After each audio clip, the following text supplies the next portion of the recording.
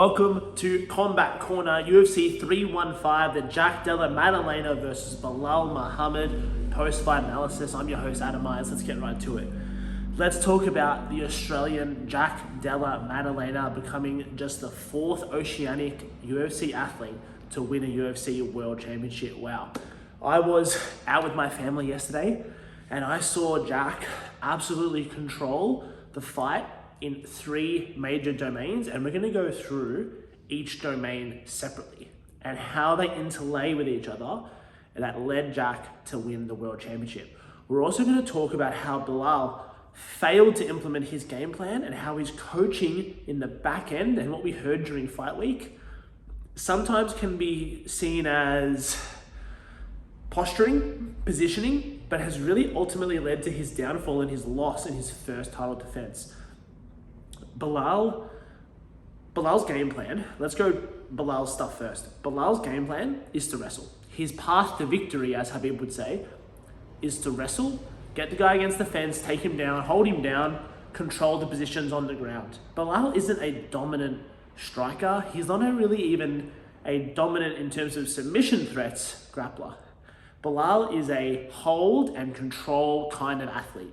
Belal is very strong. He's shown that across multiple fights, multiple victories. He doesn't finish a lot of guys and he holds them down. They can't move and he's great at positional control. But because he doesn't have that finishing threat, Jack and other athletes Jack's now showing the blueprint of how to beat Belal at his game. You know he's not going to try and submit you. You know he's not going for it. He's simply going for the control and win. And that is a perfectly fine, perfectly safe way to win professional MMA fights. There is no bonus. I guess there are performance of the night bonuses, but that you don't win more if you win by KO or submission. You simply just win the fight. So Belal's strategy actually opens it up for the opponent to know that the threat isn't at 100. It's not at 10 out of 10. It's at like a 7. This means you can be more comfortable with your striking. You can be more comfortable when you're on the ground because you know he's not trying to kill you. He's just trying to win. He's just trying to run the clock. So that strategy against Jack, you can see in that fourth round, I believe, when Jack was on the bottom of half guard, simply holding Belal, knowing that Belal had no intention of passing his guard. He simply wanted the control time stat. Okay? The control time stat is very important for these judges who see top position as a dominant position. And that is the way the rules of MMA work. If someone is on top of you, you're on the bottom of half guard, you're losing. You have to get up. But Jack, in this specific fight, was already up 3 rounds. So if you're up 3 rounds, 2 rounds to go against someone you know is not known for finishing fights, that's a very safe position to be in. And you can see in those 4th and 5th rounds how Jack lifted the pace knowing that Belal wasn't going to be able to lift it any more than he already had in the previous 15 minutes of the fight. So that's Belal's first issue, is that his general strategy, his general fight approach to mixed martial arts competition is not as in-depth, not as aggressive, I should say, as other fighters in that division. You don't see, let's look at the last couple of fights. Jack's finished a lot of guys. He's dropped a lot of guys. Belal isn't that person.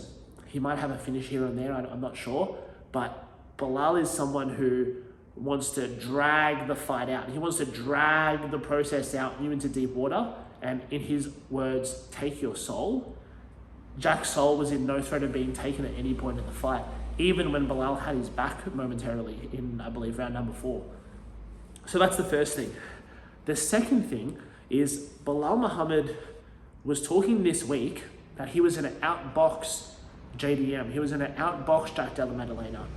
And I don't know what universe he's living on where he thought that was a realistic goal to have.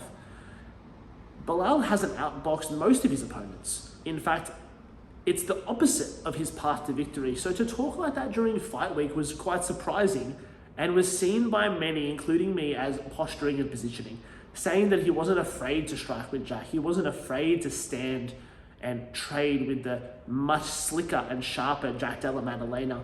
Belal Muhammad showed in the fight that although he did a great job finishing with lead hand strikes, which is an uncommon situation in professional MMA, He finishes with an extra jab, and you saw him pop Jack with that jab multiple times throughout the fight, the end of exchanges, the end of engagements.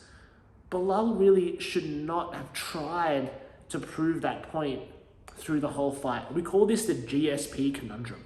Georges St-Pierre was the best, in my opinion, ever at beating someone at their own game, and now, maybe even specifically the welterweight division, believes that they should do the same, when really they should be beating the guys at the game that they're the best at playing. You don't go into chess playing checkers. You try and win at chess. Belal, you're really good at chess, and you tried to play checkers with someone who's way better at checkers than you. It was a terrible strategy to not go takedown after takedown after takedown, desperate attempts. You want that Merab strategy, that constant pressure of takedown threats. Not, I'm going to shoot a takedown and then let's see how the striking goes for a few minutes. Jack boxed the head off him in that fight. So Belal's coach, even strategically, was saying during the week that Belal had hands like Canelo, hands like Bud Crawford.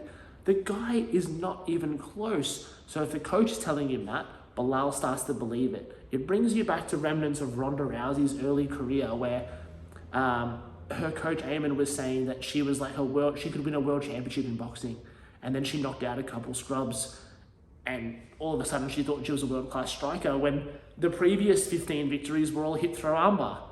So why would you change the whole mode to this strategy when you're already a world class, and what got you to the belt has now lost you the belt because you refuse to keep playing the same game?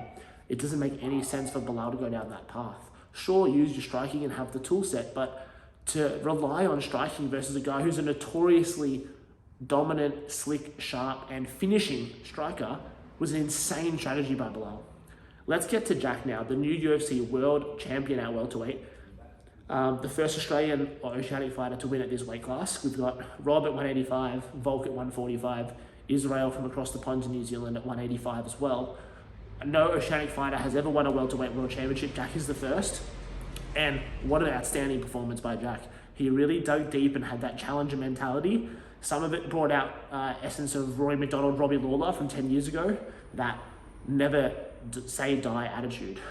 Jack's position in the match was the most important thing. That was the most important factor.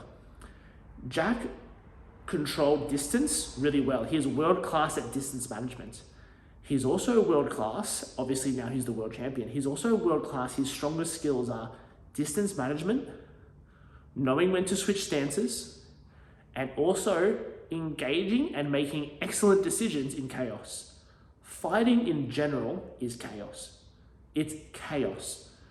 When you get to those close exchanges, when you're at that distance with someone and you have to box your way out, Jack finds a way to win those exchanges by head movement, upper body, thoracic spine, flexibility and mobility, keeping his vision active on the opponent, and he makes excellent decisions in the chaos. This creates a double-edged sword for his opponents. The first problem that Jack poses to all his opponents is they can't stay on the outside because he's such a sharp boxer.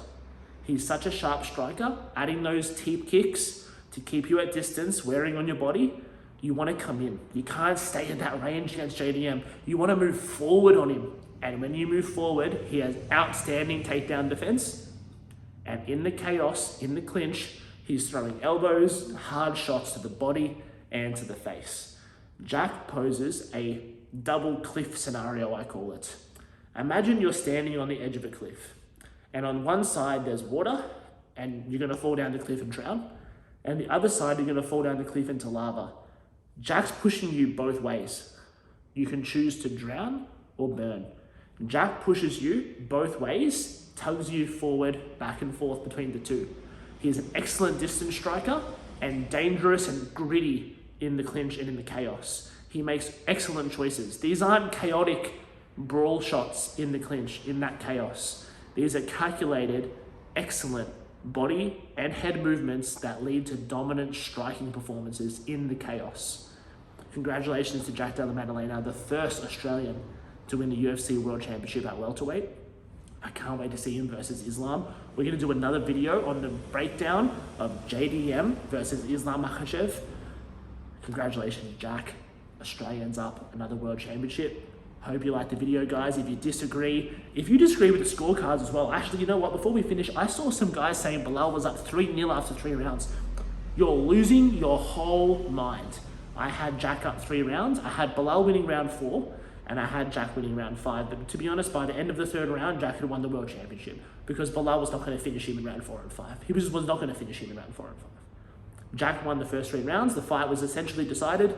The 4 and 5 were academic only. Jack even won a further round to that. I had it 4-1, same as Eric Cologne. 1-2-3 for JDM. Belal number 4. JDM number 5.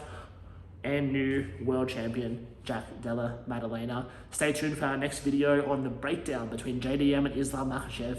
Islam might be back in Perth to try and make history again. Jack's going to try and get revenge from Volk.